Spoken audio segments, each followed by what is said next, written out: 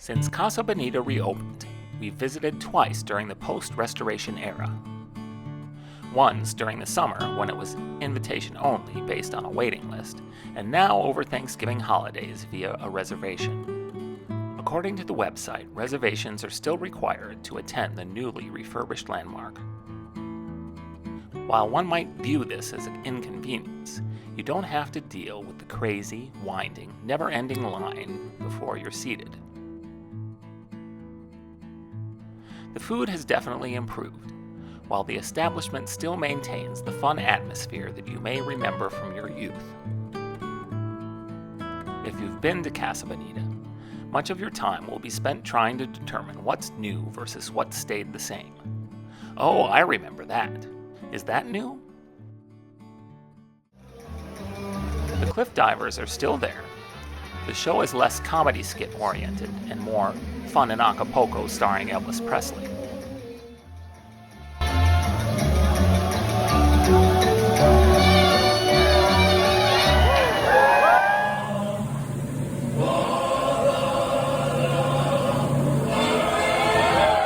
Black Bart's Cave remains with many of the same kitschy frights, plus a few new ones.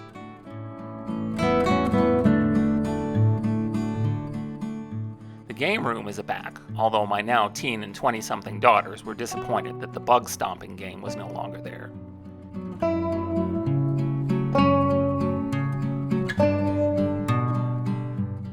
Most importantly, the sopapillas are still there. More sopapillas, please. There was live music both times we visited, and a new museum section which covers the history of Casa Bonita past and present.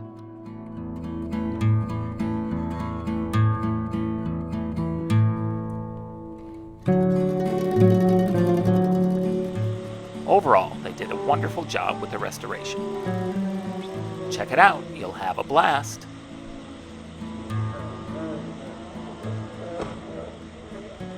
Huh.